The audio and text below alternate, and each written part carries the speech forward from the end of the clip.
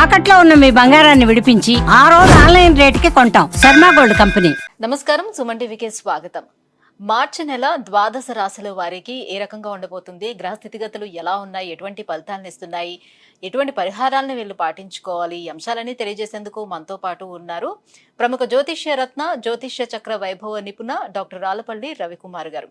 గురుగారు నమస్కారం. నమస్కారం. గురుగారు, ద్వాదశ రాశుల వారికి ఈ మార్చి నెల ఎలా ఉండబోతుందో తెలుసుకునే ముందు నవగ్రహాల స్థితిగతులు ఎలా ఉన్నాయి, ఎలాంటి ఫలితాలను అందిస్తున్నాయి?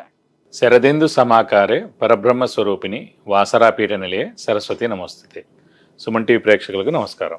మార్చి నెల 2025 నవగ్రహాలు ద్వాదశ రాశుల్లో ఎక్కడ ఉన్నాయో ఇప్పుడు తెలుసుకుందాం.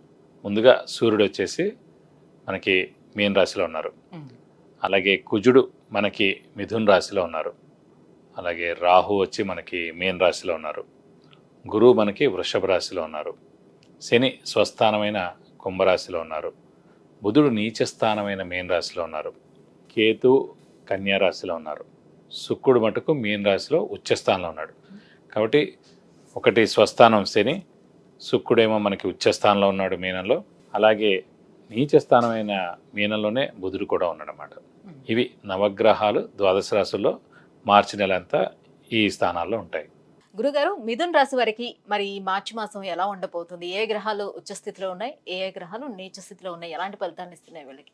తప్పకుండా అమ్మా. మిథున్ రాశి అనగానే మనకి మృగశిర 3-4 పాదాలు, ఆరుద్ర 1-2-3-4 పాదాలు, పునర్వసు 1-2-3 పాదాలు, ఈ నక్షత్రాల సమూహం అంతా మనకి మిథున్ రాశిలోకి వస్తుంది. ఈ రాశి వారికి ముఖ్యంగా మెయిన్ పాయింట్ ఏంటంటే గురుబలం తక్కువగా ఉండడం. ఎందుకంటే గురువు వ్యయ స్థానంలో ఉండడం. ఈ రాశికి సప్తమ దశమాధిపతి, సప్తమ అంటే భర్త లేదా భార్య, లేదంటే ఇమీడియట్ బాస్, బిజినెస్ అయితే బిజినెస్ పార్ట్నరు. ఆ కారకత్వం అనేది గ్రహం గురువు వ్యయ స్థానంలో అయిపోయాడు. అలాగే దశమాధిపతి అంటే ఉద్యోగ స్థానాధిపతి. సో అలాంటి స్థానాధిపతి కూడా వ్యయంలో ఉండిపోయాడు. ఎందుకంటే మామూలుగానే గురువు దైవబలం దైవానుగ్రహం కారకుడు. అలాంటి గురువు కూడా వ్యయంలో ఉన్నాడు. అలాగే ఇంట్లో శుభకార్యాలు జరగాలన్నా, గృహం రావాలన్నా, అలాగే మనకి వాహనం కొనాలన్నా, వివాహం అవ్వాలన్నా, సంతానం రావాలన్నా, ప్రమోషన్ రావాలన్నా, ఇవన్నిటి కూడా కారకుడు గురువు. అలాంటి గురువు వ్యయ స్థానంలో ఉండిపోయాడు. ఇది కాకుండా రాశ్యాధిపతి, ముఖ్యంగా మిథున రాశి అధిపతి బుధుడు నీచ స్థానంలో ఉన్నాడు. సో బాగా హార్డ్ వర్క్ చేయాలి. అంటే ఇప్పుడు 70% చేస్తుంటే కూడా సరిపోదు. 100 కాదు, 200% హార్డ్ వర్క్ చేస్తే మనకి పనులు అవుతాయి. అంటే ఈ ఒక్క నెల కోసం, ఎందుకంటే బుధుడు ఈ ఒక్క నెల నీచలో ఉన్నాడు కాబట్టి. ఇది కాకుండా శని మటుకు భాగ్యస్థానంలో బాగానే ఉన్నాడు. ఎందుకంటే స్వస్థానం అయ్యాడు కాబట్టి, మిత్రుడు కూడా అయ్యాడు కాబట్టి శని బుధుడు పర్వాలేదు శని. కానీ ఇవన్నీ ఇన్ని ప్రాబ్లమ్స్లో ఉన్నా కూడా ఒక మెయిన్ గ్రహం అంటే మనకి ఎప్పుడు కూడా హార్డ్ వర్క్, దైవబలం, అదృష్టాన్ని 3 చూస్తాం. హార్డ్ వర్క్ అనేప్పటికీ రాశ్యాధిపతి అక్కడ ఉన్నాడు, నీచిలో ఉన్నాడు. సో హార్డ్ వర్క్ ఎంత చేసినా వేస్ట్ ఈ మంత్ అంతా. స్మార్ట్ వర్క్ చేసినా కూడా కష్టమే. అంటే ఎవరు గుర్తించకపోవచ్చు, పనులు జరగకపోవచ్చు. సో అలాగే దైవబలం అనగానే గురువు గ్రహం ఎక్కడ ఉన్నాడు, వ్యయ స్థానంలో ఉన్నాడు, అది తక్కువగా ఉంది.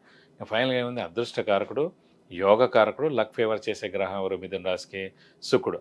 అతను మటుకు ఉచ్చస్థానంలో ఉన్నాడు. అంటే అదృష్టం మటుకు పరిపూర్ణంగా ఉంది కాబట్టి ఇది కూడా మే దాకా ఉంటుంది. పైగా మే దాకా ఉంది కాబట్టి అదృష్టం పరిపూర్ణంగా. ఈ గురుబలం లేకపోయినా, ఈ రాశ్యాధిపతి నీచలో ఉన్నా, శని కొంచెం ఎక్కువ బలం లేకపోయినా కూడా, రాహుకేతుల బలాలు తక్కువ ఉన్నా కూడా ఒక్క అదృష్టకారకుడు ఉచ్చలో మే దాకా ఉంటాడు కాబట్టి అన్ని పనులు జరుగుతాయి. అనుకుండా డబ్బులు కలిసి వస్తాయి. ఎవరో ఎప్పటి నుంచో డబ్బులు ఇవ్వాల్సిన వాళ్ళు కూడా ఇస్తారు. పూర్వం ఎవరో మన దగ్గర డబ్బులు తీసుకున్న వాళ్ళు కానివ్వండి, అవన్నీ కూడా వస్తాయి అన్నమాట. సో ఒక్క అదృష్టకారకుడు బాగుండడం వల్లనే మనకి మే దాకా ఇంక చూసుకోక్కర్లేదు. కానీ ప్రస్తుతం మటుకు బుధుడు నీచలో ఉన్నాడు కాబట్టి హార్డ్ వర్క్, స్మార్ట్ వర్క్ మటుకు చేస్తూనే ఉండాలి. ఈ రాశిలోనే ఆ కుజుడు ఎలాంటి ఫలితాలను ఇస్తాడు? రాశిలో కుజుడున్నా కూడా అంత ఇబ్బంది ఏం పెట్టాడండి. సాధారణంగా కుజుడికి బుధుడికి పడదు, వాళ్ళిద్దరూ శత్రువులు. మిథున రాశి అధిపతి బుధుడు అయ్యాడు కాబట్టి అక్కడ కుజుడు ఉన్నాడు కాబట్టి సోదర వర్గం అంటే అన్నదమ్ముల మధ్యన చిన్న చిన్న దెబ్బలాటలు రావడం ఇలాంటివి జరుగుతాయి అన్నమాట. అలాగే బిజినెస్ పార్ట్నర్స్ ఎవరో ఉన్నారనుకోండి, వాళ్ళిద్దరి మధ్యన చిన్న చిన్న తగాదాలు జరిగేందుకు అవకాశం అనమాట. ఏదైనా సరే 45 డేస్కి మామూలుగా కుజుడు మారిపోతూ ఉంటాడు కాబట్టి అంత ఇదేం లేదు. కానీ దేవుడి వల్ల అదృష్టకారకుడు, యోగకారకుడు, లక్ ఫేవర్ చేసే గ్రహమైన శుక్రుడు ఉచ్చలో ఉన్నాడు. మళ్ళీ ఫైనాన్షియల్గా అయితే మెయిన్గా ఏ ప్రాబ్లం లేకుండా ఉంటుంది. అయితే మరి ఇప్పుడు వ్యాపారస్తులకి అయితే కొంచెం కఠినంగా ఉంటుంది. సో లావాదేవీలు అన్ని చెప్తున్నారు. మరి ఉద్యోగస్తులకి ఎలా ఉంటుంది? వాళ్ళు సేఫ్ గానే ఉంటారా? వ్యాపారస్తులకు ఎందుకు బాగుండదంటే అసలు వ్యాపార కారక గ్రహమే బుధుడు అండి. సో అలాంటి బుధుడే నీచలో ఉన్నాడు కాబట్టి వ్యాపారం ఖచ్చితంగా గడ్డుగా ఉంటుంది. సో ఎంత అప్పు ఇచ్చినా కూడా అవి వెనక్కి తిరిగి రావు, క్రెడిట్ ఇచ్చినా తిరిగి రావు. అప్పులు వాళ్ళ బెడద తప్పదు, కొత్త అప్పులు చేయాల్సి ఉంటుంది, ఫైనాన్షియల్గా లిటిగేషన్స్ ఉంటాయి. కాబట్టి వ్యాపారస్తులు మటుకు ఈ నెలలు కామ్గా ఉండిపోవడం ఉత్తమం. ఎందుకంటే బుధుడు నీచలో ఉన్నాడు కాబట్టి. బుధుడు నీచలో అంటే ఆర్థిక వ్యవస్థే నష్టపోయేందుకు అవకాశం ఉంటుంది. అలాగే సెన్సెక్స్ షేర్స్ చాలా పతనం అవుతాయి, చాలామంది డబ్బులు పోతాయి కూడా అనమాట. అలాగే కొత్త వ్యాపారాలు స్టార్ట్ చేయకూడదు, ఉన్న వ్యాపారాలను జాగ్రత్తగా గడపాలి తప్ప ఎక్కువ ఇది చేయకూడదు.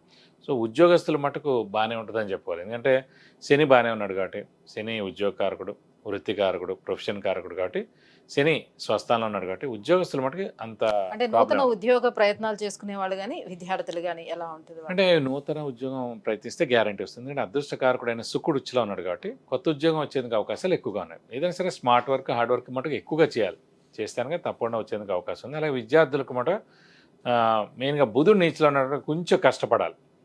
బుధుడు మళ్ళీ విద్య కూడా కారకుడు అవుతాడు, క్రియేటివిటీ, ఇంటెలిజెన్స్, లాజిక్ కూడా కారకుడు అవుతాయి, జ్ఞాపకశక్తి కారకుడు అవుతాయి అన్నమాట.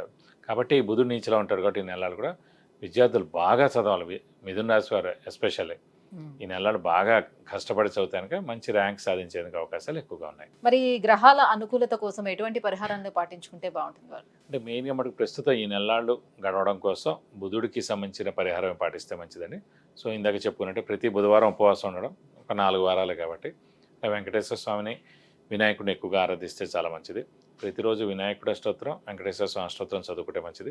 అలాగే ప్రతి బుధవారం వినాయకుడి టెంపుల్, వెంకటేశ్వర స్వామి టెంపుల్కి వెళ్ళి ఈ 4 వారాలు 41 ప్రదక్షిణాలు చేస్తే చాలా మంచిది. ఇంకా చాలా ప్రాబ్లంగా ఉంది, తీవ్రంగా ఉంది ఈ బుధుడు అంటే మటు ఖచ్చితంగా బుధుడికి 17,000 సార్లు జపం చేయించి కేజీంపావు పెసరపప్పు దానం ఇవ్వడం, అలాగే ఒక గ్రీన్ లుంగి దానం ఇవ్వడం, అలాగే 1000 రూపాయల వర్త్ గోల్డ్ ఐటమ్ దానం ఇస్తానుక దోషం మొత్తం తొలగిపోయి మీకు అన్ని విధాలు మంచి చేకూరుతుంది. విద్య, ఉద్యోగం, వివాహం, వాహనం, ఆరోగ్యం, ఐశ్వర్యం వీటన్నిటి గురించి తెలుసుకోవాలంటే కింద స్క్రోల్ అవుతున్నటువంటి నెంబర్లకి కాల్ చేసి గురుగారి అపాయింట్మెంట్ పొందవచ్చు. గురుగారు, ఈ మార్చి నెల మిథున రాశి వారికి ఎలా ఉండబోతుందన్న అంశాన్ని తెలియజేసినందుకు ధన్యవాదాలండి. నమస్కారం.